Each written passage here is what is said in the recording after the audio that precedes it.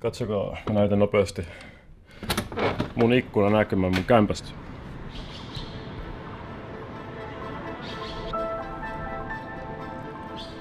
Ei pöllömpi, vai mitä? Tätä tulee ikävä tätä näkymää, koska mä oon lähes täältä muutaman päivän päästä pois. Mut vielä on yksi paikka, minkä mä haluan ehdottomasti näyttää, koska se liittyy meidän kaikkien elämään ja hyvin merkittävällä tavalla.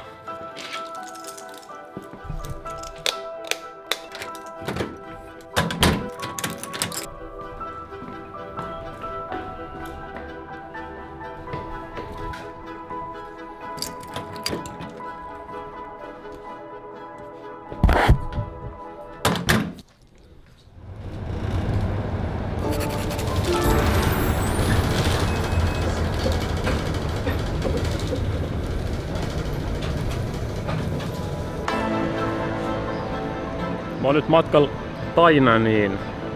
Tainan Science Parkiin, mikä on tuolla etelässä. Siellä vaikuttaa TSMC, Taiwan Semiconductor Manufacturing Company, joka valmistaa maailman kehittyneimpiä mikrosiruja. Niitä on tossa junassa, tässä kamerassa, siinä laitteessa, millä sä katsot tätä. Meidän koko elämä on ykköstä ja nollaa. Mutta minkä takia just toi paikka on merkittävä? Steve Jobs sanoi joskus varhaisimpia tietokoneita markkinoidessa, että tietokone on kuin mielen polkupyörä, eli työkalu, joka auttaa aivoja pääsee sellaisille tasoille, mihin se ei orgaanisesti pääsisi. Ja sitä samaa analogiaa käyttäen, mitä enemmän mikrosiruja on siinä tietokoneessa, sitä nopeampaa se kulkee. Ja luonnollisesti mitä pienempiä ne mikrosirut on, niin sitä enemmän niitä saa siihen tietokoneeseen ahdettua. Ja se, kenellä on nopeimmin kulkevat tietokoneet, hallitsee tätä maailmaa. Ja toi paikka, mihin me nyt ollaan menossa, siis valmistaa maailman kehittyneimpiä ja maailman pienempiä mikrosiruja. Ja sen takia mua kiinnostaa nähdä, millainen paikka se on. Ja niin juna vei taas kohti etelää. Taiwanin sisällä matkustaminen muistuttaa mua hieman jostain avoimen maailman peleistä, joissa näennäisesti voi mennä minne vaan, mutta oikeasti alue on rajattu. Taiwanin pääsaari on suunnilleen Tanskan kokoinen. Suurimmat kaupungit on sen länsirannikolla, mutta idässäkin on elämää. Saaren keskiosa taas on läpipääsemätöntä vuoristoa, jos ei oikein ole muuta kuin upeita vaellusreittejä. Satunnaisen turistina Taiwan tuntuu kompaktilta matkustuskohteelta, mutta mä oon miettinyt, tuntuuko se paikallisten mielestä klaustrofobiselta, kun saarelta ei ihan noin vaan pääse muualle, toisin kuin vaikka sieltä Tanskasta. Taiwan on fyysisesti ja väkiluvultaan Kiinan rinnalla todella pieni. Yksi Kiinan argumentti saaren ottamiselle onkin, että Kiinan 1,5 miljardin ihmisen vaatimus yhdistämisestä painaa vaakakupissa enemmän kuin Taiwanin mitättömän 24 miljoonan ihmisen halu olla erillään. 那个台积电，台积电18茶，可以吗？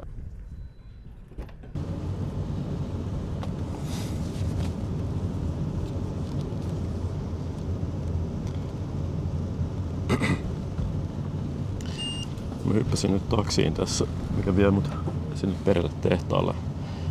Pitäisi olla siellä ehkä vartin päästä. Ja nyt ajellaan tämmösen pienen kaupungin läpi.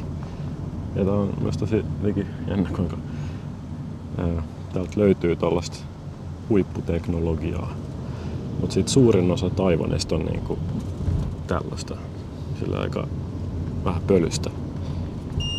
Ja niinku ei mitenkään kimaltelevaa. Siinä on aika iso kontrasti. Muutenkin toi Taipei, missä mä asun, niin se on ihan poikkeuksellinen paikka kaupunkina. Se on ainoa semmonen iso loistelias suurkaupunki ja sekin aika silleen nuhjunen monilta osin. Mut ei siinä mitään, kunhan vaan huomioin. Ja mulla ei ole mitään käsitystä edelleenkään siitä, että minkälainen paikka se tulee olemaan. Mihin mä nyt oon menossa, tai niinku pääseekö sinne, tai mitään. Onko siellä, mitä siellä on?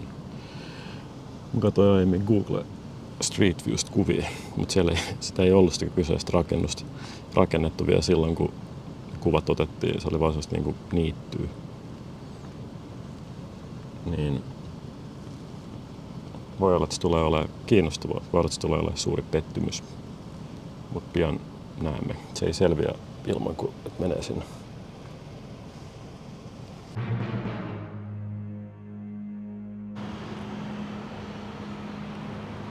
Hitto.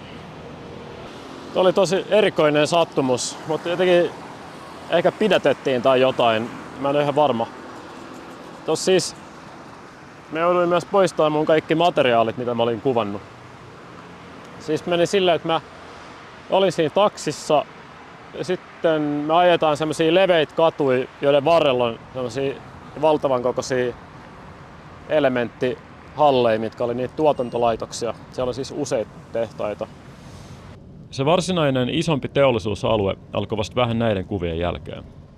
Mä näin kartasta, että se kohteen ollut tehdas 18 oli noin vajaan 100 metrin päässä pienen mäen päällä. Mä jäin pois siinä vaiheessa, koska mä halusin ottaa kuvituskuvaa etäältä ja kävellä sen loppumatkan. Mä näin, että sinne tuotantolaitokseen johti ajorata, jonka luona oli vartijakoppi, jonka ohi mä en varmasti olisi voinut kulkea. Mutta ylös johti myös vehreä kävelytie, jota kulki edestakas ulkoot kadulta ruokaläheteeltä lounastilauksia hakevia työntekijöitä. Ja hieman tunnustelemaisesti kävelin heidän luokseen ja kuvasin taas tätä suoraan tieteiselokuvasta ollutta rakennusta. Ja mä olin jo melko tyytyväinen, mutta mä ajattelin, että kai nyt pitää vielä kokeilla mennä niin pitkälle kuin pääsee ennen kuin joku pysäyttää. Ja siispä mä liityin työntekijöiden virtaan ylös kävelyreittiä kohti rakennusta. Mä menen liukuovista ihan vaan muina miehinä sisään. Ja sit mulle tulee sen olo, että onko jostain Blade Runnerista joku replikantteja valmistavan korporaation päämaja.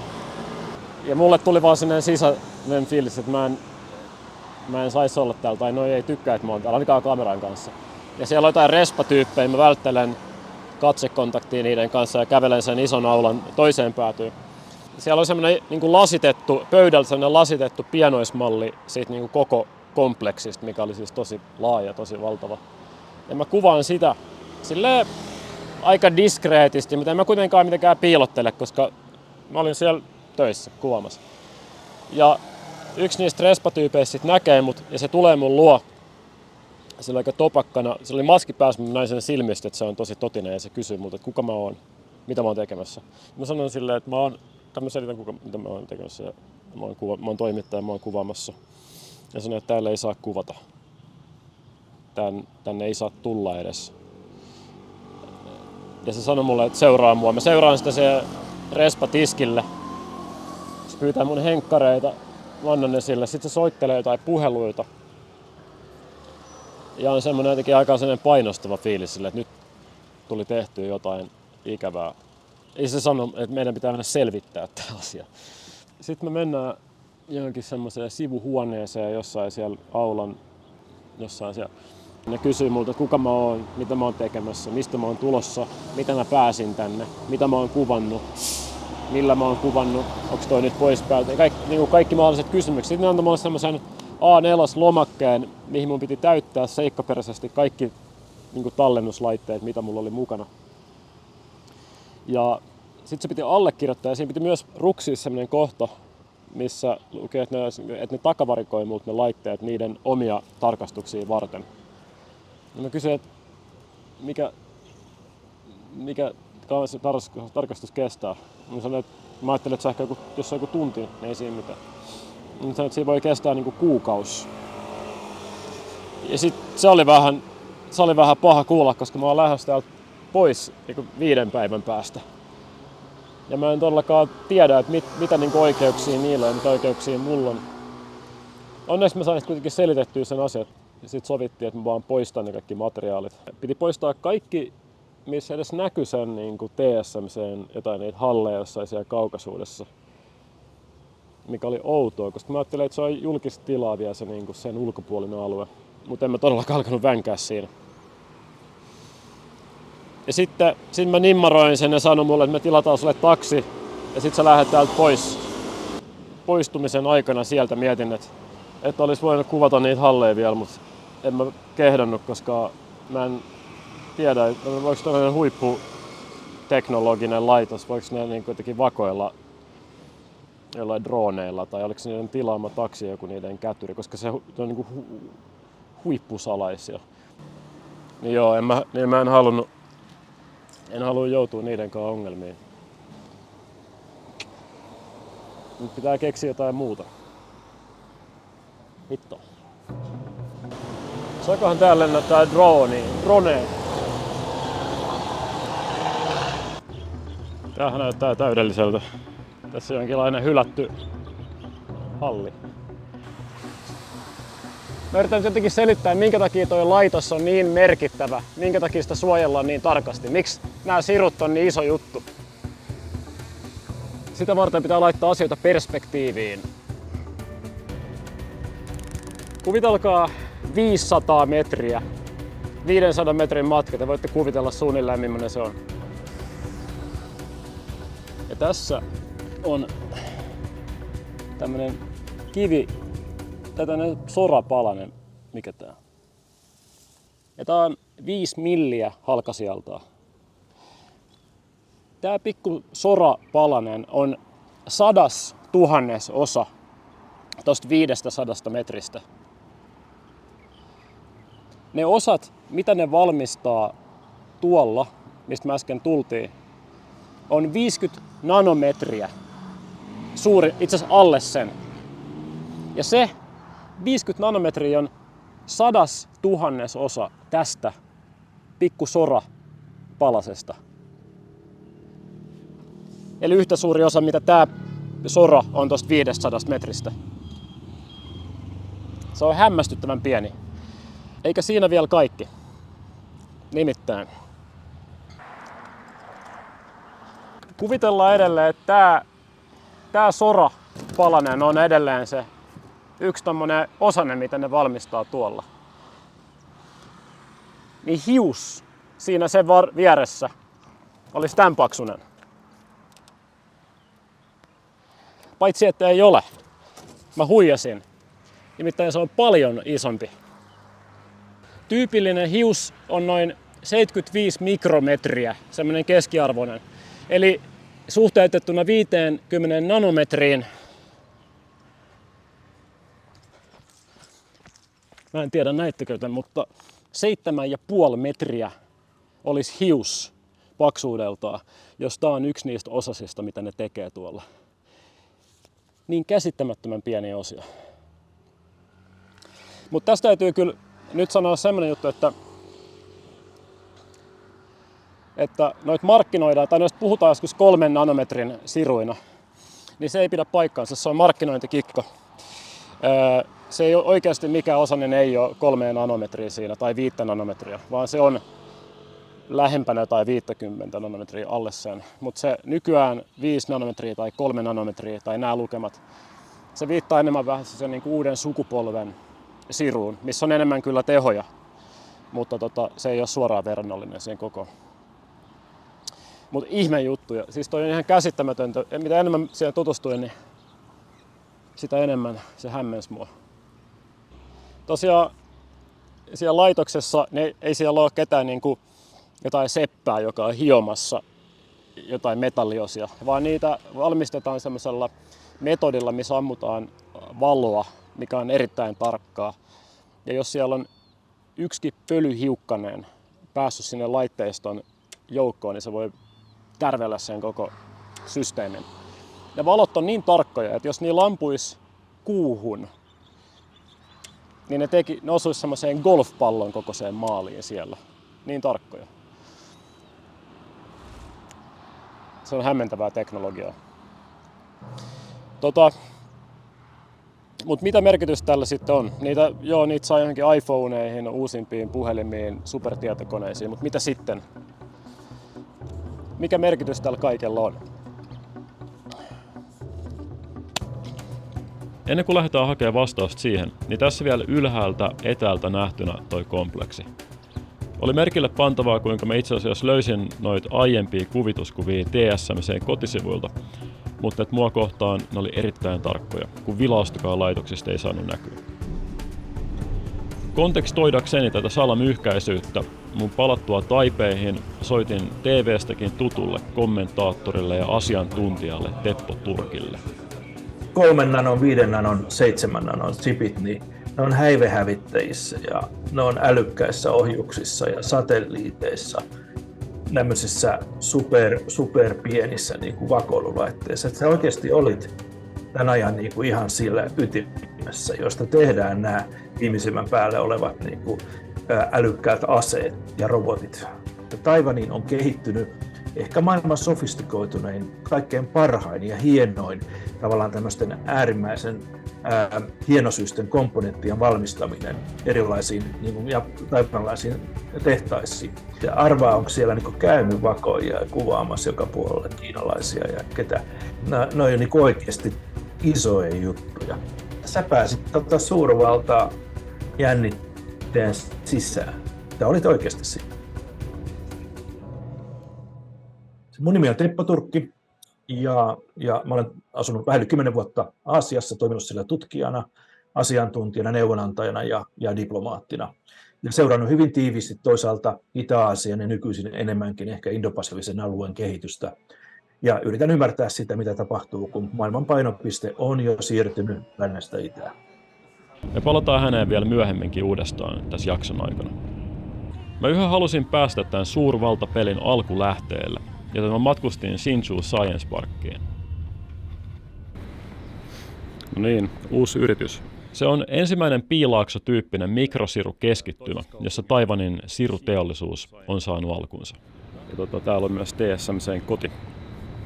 Tää rakennus tässä takana on museo, johon mä nyt oletan, että saa mennä. Niin, mennään katsomaan. Joo. 预约参观我没有。没有，需要吗？需要事先预约。真的吗？对。被冒犯进去吗？ Okay, Joo, no niin, toi oli tosiaan tonne museoon mä nyt en päässyt, koska se vaatii jonkinlaisen varauksen, mikä ärsyttää. Ja mä en tajunnut sitä. Tai siis mielestäni mä olin, kun mä olin lukenut tosta, mutta en mä ollut huomannut sellaista tietoa missään. Mutta oma vika. Ja mä tosiaan tulin tänne 3 tuntia, muutenkin kiireinen päivä, niin ärsyttää. Olisi paljon muutakin tehtävää. No, mutta mä nyt sen sijaan kävelen tässä pikkasen ympäriinsä ja kerron tästä sen verran, mitä mä tiedän. Ensinnäkin, toi vartija menee tosta toi.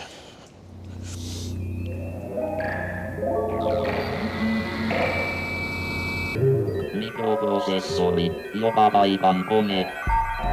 Toisen maailmansodan jälkeen maailma alkoi siirtyä täysin mullistavaan tietokoneaikaan. Tämä pieni palanen metallia, muovia, piitä ja eräitä muita aineita on muuttanut perusteellisesti ihmisten elämän. Tämä on puolijohde mikroprosessori. Tällaisia osasia tai pienempiä vastaavanlaisia on myös digitaalikelloissa, taskulaskimissa, bensa-aseman mittareissa, tietokoneissa, risteilyohjuksissa, roboteissa, satelliiteissa. Niitä on kertakaikkiaan joka paikassa. Jos aiemmin vahvin supervalta oli se, jolla oli eniten öljyä ja alumiinia, kamppailtiin kylmän sodan aikaan myös tietotekniikan saralla, jossa Yhdysvallat nousi ylivertaiseksi.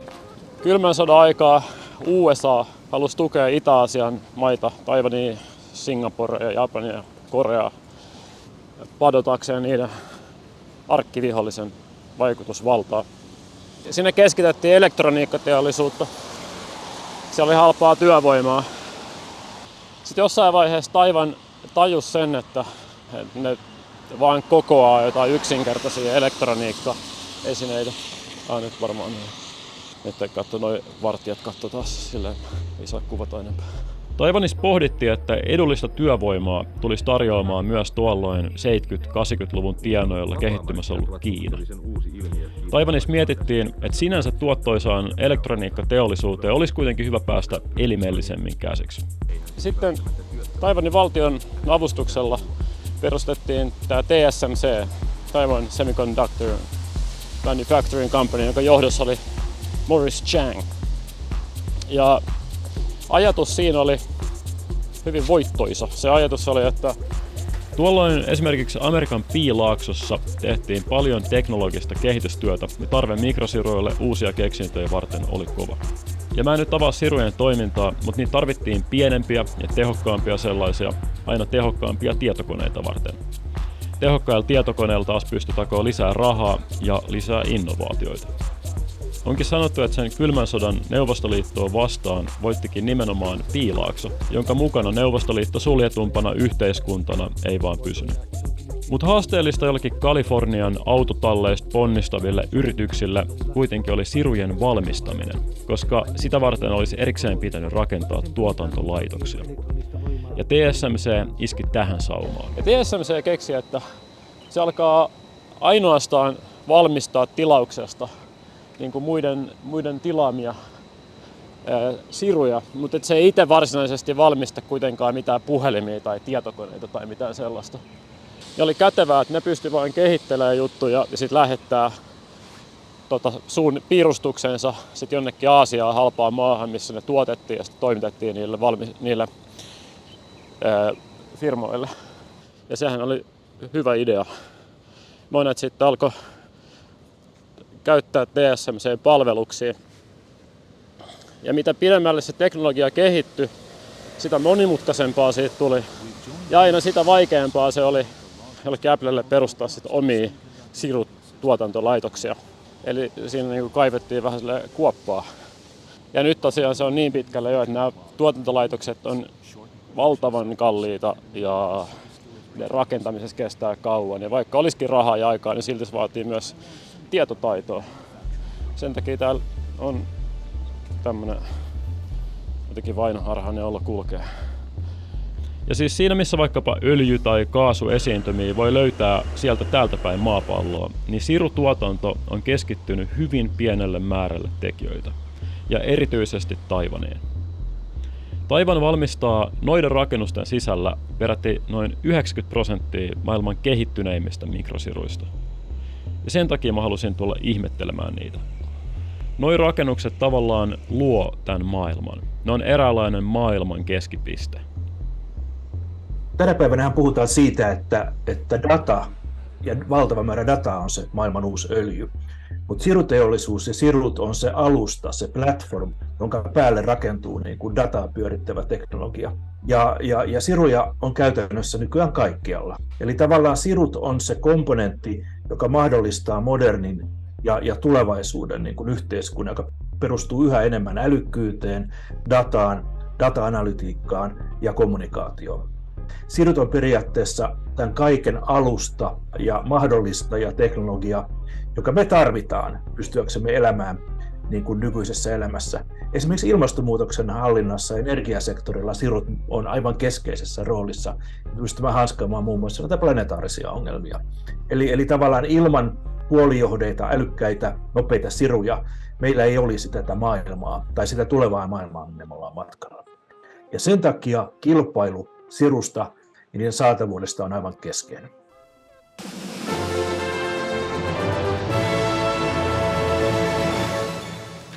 Hyvää päivää. Maasota on alkanut Persianlahdella. Irakin vastaisen liittouman joukot aloittivat laajat maataistelut kello 3 Suomen aikaa tänä aamuna. Mun mielestä on kiinnostavaa, että tässä ei ole kyse vaan näistä siruista. Vaan nämä sirut on siis eräänlainen konkretisoituma suurvaltapolitiikasta, jota nyt Kiina ja USA pelaa keskenään. Kun USA vuonna 1991 kävi Persianlahden sotaa, se päihitti Irakin hetkessä täsmäaseillaan. Kiinassa tätä seurattiin huolestuneina, koska siellä tajuttiin, että heillä ei ole mitään Yhdysvaltoja vastaan. Siellä alettiin länsiteknologian avulla harppauksin kehittää asevoimia ja myös omaa sirutuotantoa. Ja vasta verrattain hiljattain Yhdysvalloissa valpastuttiin siihen, että Kiina on vähän varkain kehittynyt uhkaavalle tasolle, ei vaan asevoimillaan, vaan myös innovaatiossa ja teknologiassa muutenkin. Suurimmasta kauppakumppanista oli tullut myös suurin vastus. Ja lokakuussa 2022 USA teki valtavan peliliikkeen. Se määräsi, että Yhdysvallat ja sen kumppanit ei enää saa myydä Kiinaan kehittyneimpiä siruja, eikä myöskään niiden tuotantolaitteita. Tarkoituksena oli tukahduttaa Kiinan kehitystä.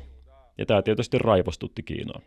Kiina on nouseva suurvalta ja Kiinan tarkoitus on nousta viimeistään vuonna 2049, kun Kiinan kansantasavalta täyttää 100 vuotta aivan keskeiseen asemaan maailman taloudessa ja geopolitiikassa. Ja tämä haastaminen tietysti on kova pala Yhdysvalloille, joka on ollut pitkään ainoa suurvalta, joka on pystynyt niin kuin pitämään sen aseman. Tässä tilanteessa, kun jenkit ja Kiina nyt sitten kilpailee tästä asemasta ja Kiina haastaa Yhdysvaltoja, niin siellä on niin kuin isoja riskejä sisällä, erityisesti Kiinan kasvattaessa omaa puolustusbudjettiaan ja armeijansa. Historiallisestihan tämmöisissä niin kuin suurvaltamittelyissä on aina jouduttu jossain vaiheessa se skaba ottamaan niin kuin sotana, että kumpi voittaa ja määritellä siellä. Tällä hetkellä näyttää siltä, että kumpikaan, ei Kiina eikä Yhdysvallat, halua törmätä sotilaallisesti toistensa kanssa, koska se saattaisi olla täysin katastrofaalinen koko maailmalle, myös molemmille maille. Vaan sitä kisaa käydään talouden ja erityisesti teknologian puolella. Ja tässä sen sijaan, että Yhdysvallat haluaisi ikään kuin haastaa Kiinaa sotilaallisesti, se haluaa määritellä sen, että kiinalaiset ei pääse viimeisimmän teknologian äärelle tai kehittämään sitä, vaan se pysyy Yhdysvalloissa ja Yhdysvaltain kumppaneilla. Ja tämä kisa nyt oletettavasti kestää jonkun 10 vuotta, mutta Kiinahan tulee myös jossain vaiheessa saamaan käsinsä sen teknologian ja kehittämään omaa tuotantoa. Mutta ainakin seuraavat vuodet mennään nyt tässä teknologiakisassa. Mutta joo, ei täällä oikein mitään nähtävää nyt. Tässä on tällaisia isoja rakennuksia ja täällä sataa. Nyt on mun viimeinen lauantai ennen kuin mä lähden pois täältä. Niin mä lähden nyt menee takaisin Taipeita kohti. Että vielä ehtii jotakuinkin illaksi takas. Nyt kello on jo 3:10 ja tässä menee varmaan parisen tuntia, että mä oon himassa ainakin. Riippuen ruuhkasta myös. Mut joo, harmillista, että mä en nyt pystynyt tän enempää oikein taltioimaan järkevästi tätä. Tai näyttää teille mitenkään kovin kiinnostavasti mitään. Mutta jalostetaan joskus.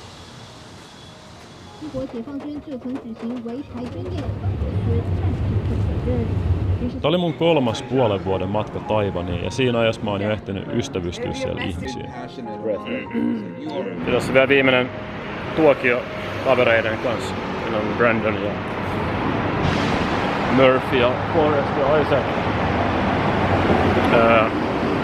Tulee ikävä näitä juttuja, mutta sellaista se on. On aina vähän katkeran sulainen fiilis käydä siellä, koska toisaalta yhteisöllisyyden tunne syvenee, mikä on kiva. Mutta toisaalta tietää myös eron hetken jälleen lopulta aina koittavan. See you in Finland, hopefully. Or somewhere else. Bye. Thank you for your friendship. It means a lot to me. Bye. Ja mä toivoin, että tässä sarjassa olisi ollut vähän enemmän seikkailun matkailu tuntuu. Mutta mä suosittelen lämpimästi katsojaa itse menemään tutkimaan tätä maapalloa, jos suinkin vaan mahdollista. Se kannattaa.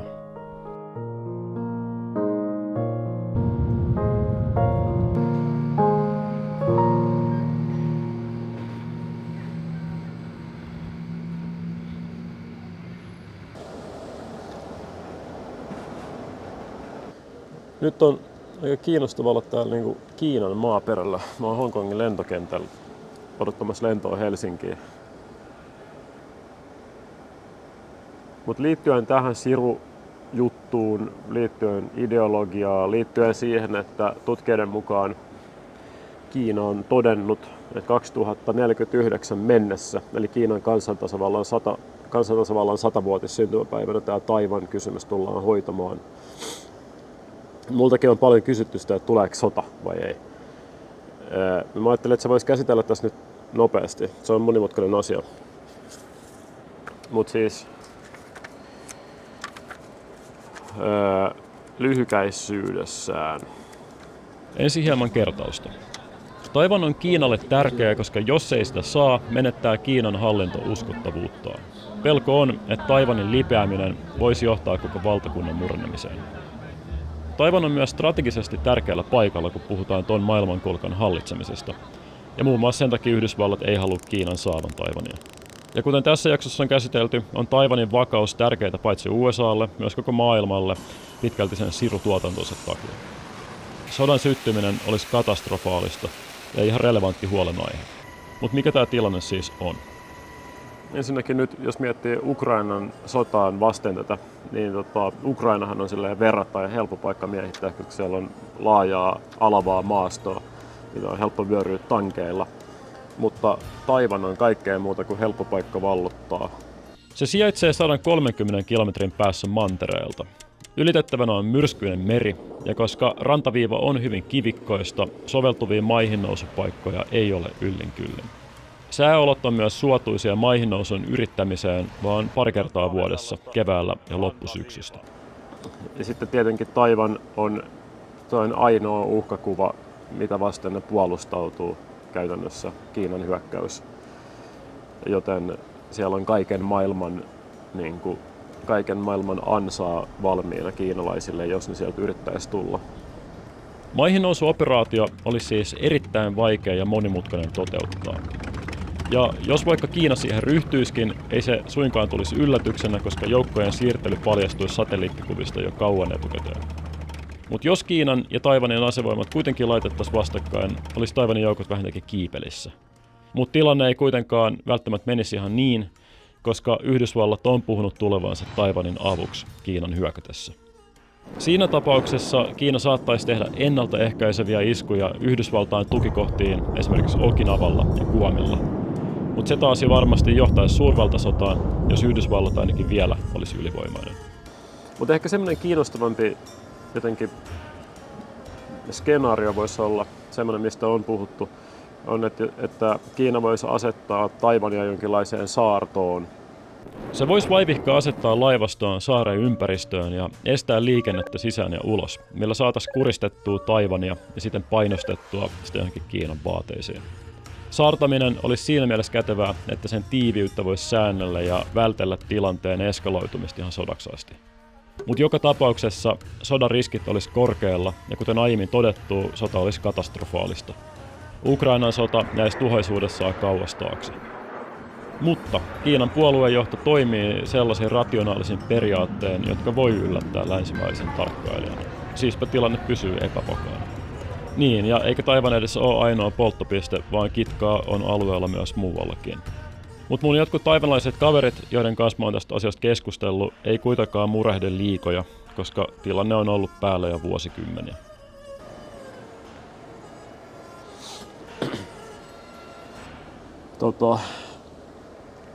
Nyt väsyttää niin paljon myös, ei oikein ajatus kulje. Nämä on ollut tosi kuluttavat viimeiset viikot oikeastaan. Tässä on ollut kauheasti kaikkia lähtövalmisteluita ja näiden videoiden tekemistä. Ja jatkuva kiire kaiken aikaa. Niin. Mun lentokone lähtee, tai toi boardaus alkaa tunnin päästä. Mä voisin nyt vaan rentoutua tämän loppumatkan takaisin kotiin. Joten palataan siellä.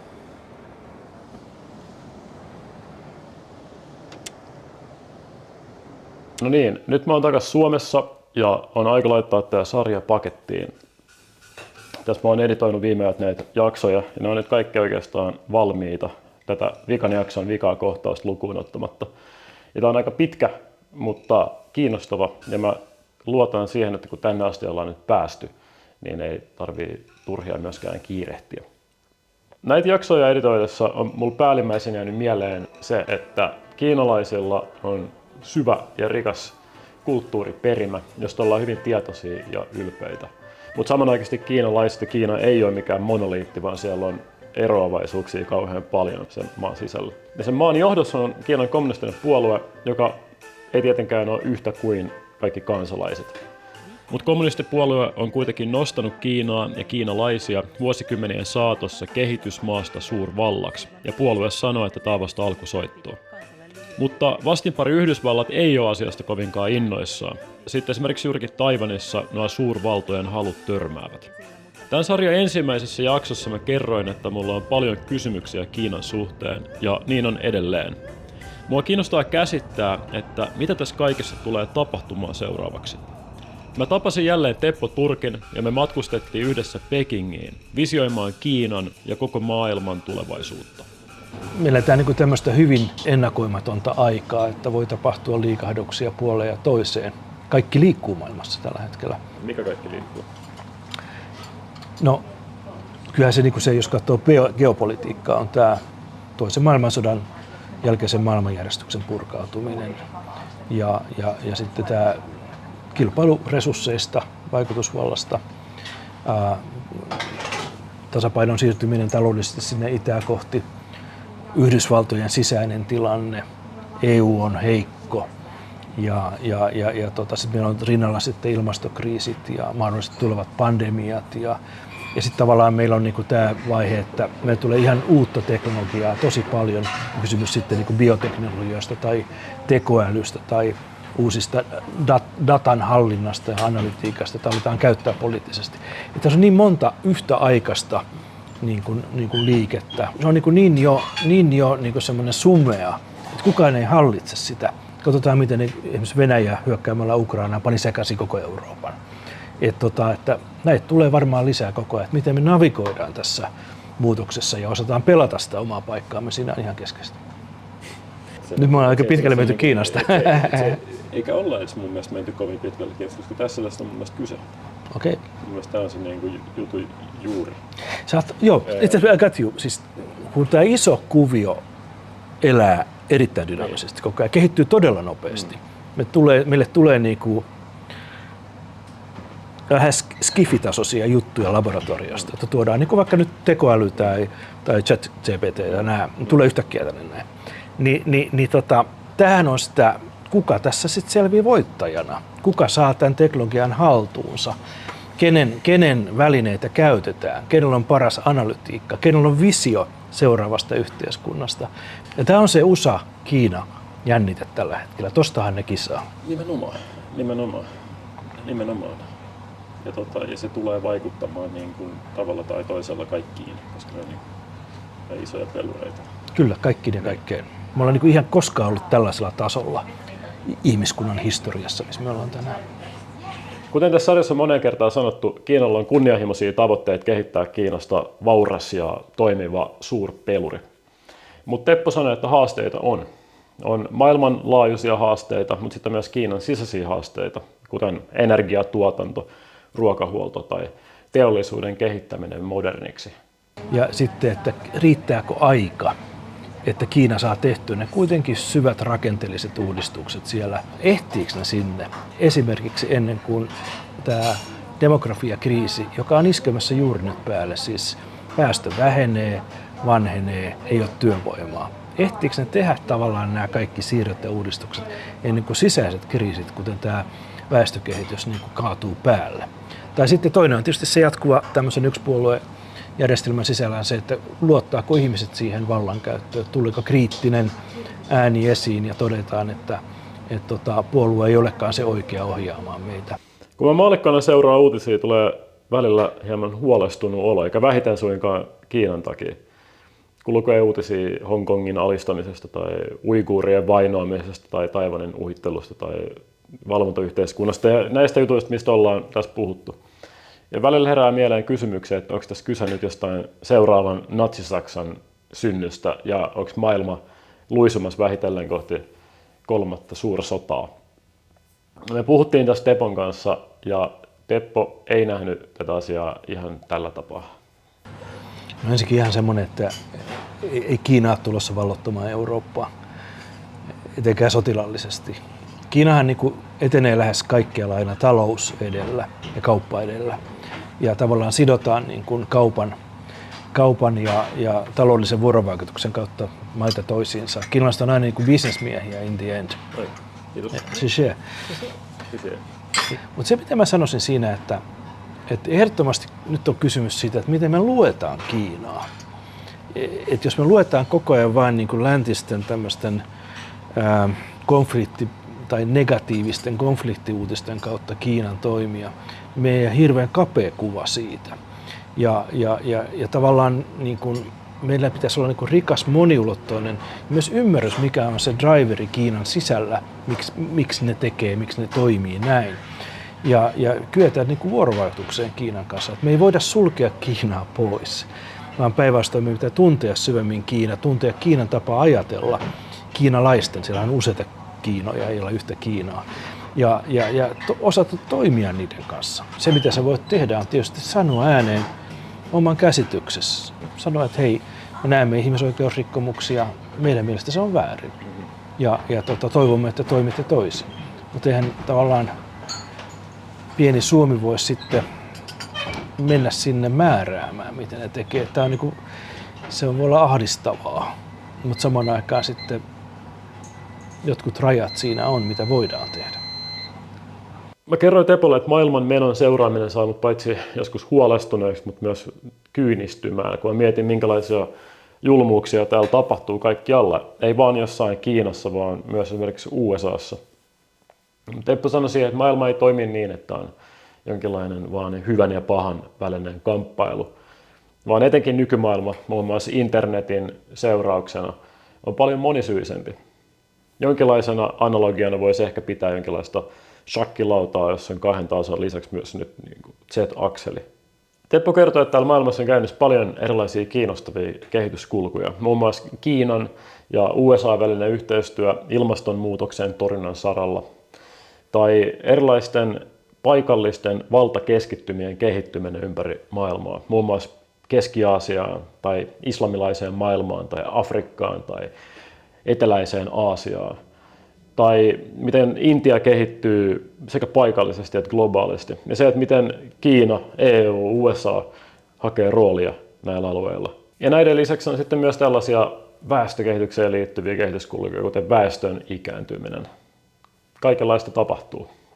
Et kyllähän me ollaan niin kuin selvästi siirtymässä tämmöiseen useiden niin kuin keskusten maailmaan. Jos katsotaan vaikka miten islamilainen maailma, jossa onko se herra ties 1,5 miljardia ihmistä, niin miten se rakentaa jossain. Ei niin kuin islamilainen maailma ole joko Kiinan puolella tai Yhdysvaltojen puolella. Se sieltä kasvaa ihan oma. Et ei se niin kuin asetu tuohon suurvaltablokkiin asetelman ollenkaan. En mä näe, että tämä pystyy alistamaan tämä Kiinan Yhdysvaltain niin kuin kilpailutilanne muuta maailmaa. Erityisesti koska kilpailutilanne ei ole niinkään hegemoninen arvotaistelu kuin tavallaan talouden ja teknologian taistelu. Et meille tulee luultavasti niin kuin useita erilaisia niin kuin keskuksia tai keskittymiä, jotka toimii oman dynamiikan, identiteetin, uskonnon ja arvojen ja toimintamallien mukaan. Ja siinä täytyy meidän olla sitten tavallaan niin kuin vahvoja, että ketä me ollaan, kenen kanssa me tehdään asioita, mitkä on meidän arvopohjamme ja mitkä on lähempänä, mitkä on kauempana. Maailma niin kuin tulee haastavammaksi, monimuotoisemmaksi, monimutkaisemmaksi, mutta meidän täytyy sekin niin kuin ymmärtää ja osata sitä. Osaatko sä listata jonkinlaisia skenaarioita, mihin tämä niin mahdollisesti voisi mennä? Jos jätetään ulkopuolelle joku tämmöinen yhtäkkinen jättikriisi, Pohjois-Korea iskee ydinaseella jonnekin, jätetään ne pois tämmöiset yhtäkkiset kriisit, niin mä en nyt näe semmoista merkittävää, että näillä eväillä nyt mennään. Ja tässä nämä toiminnan palikat, kitkutellaan ja painopisteitä siirretään, tehdään peliliikkeitä siellä sun täällä. Yhdysvallat pyrkii kumppaniensa kanssa blokkaamaan Kiinan vaikutusvaltaa. Kiina hakee muita kanavia, investoi sisäisesti. Kisaa käydään globaalissa etelässä niin kuin vaikutusvallasta ja raaka-aineesta. Ja Eurooppa edelleen on aika heikkona eksyksissä ja hakee rooliaan. Että emme niin kuin näe, että tähän nyt pamahtaisi jotain niin kuin uutta tämmöistä geopoliittista isoa elementtiä. Ehkä yksi voisi olla se, että Venäjällä tapahtuu dramaattinen vallanvaihdos, ajautuu sisällissotaan, hajoaa. Niin se olisi semmoinen niin iso tekijä, että kukaan ei välttämättä halua, mutta se muuttaisi kyllä merkittävästi valtasuhteita Euroopassa ja sitten tulisi tämä Kiinan ja tavallaan lännen niin kuin intressit Venäjällä ja kaikki. Et se on semmoinen ehkä semmoinen kriisi, mikä saattaa olla edessä. näistä asioista voisi olla helposti aika huolestunut ja nähdä semmoisen tosi dystooppisen maailman maallikkona.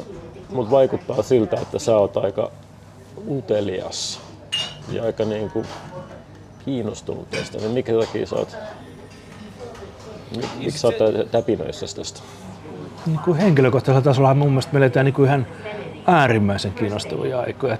Siis ajatellaan, niin kuin, miten tiede kehittyy, miten maailmanjärjestys rakentuu uudestaan, minkälaisia niin kuin, uusia toimintamalleja yhteisöissä ja yhteiskunnissa syntyy, miten niin kuin, arvot liikkuu ja kaikkea. Mä en niin kuin, voi kuvitella innostavampaa ja kiinnostavampaa aikaa elää, nähdä kuinka maailman historia syntyy silmien edessä.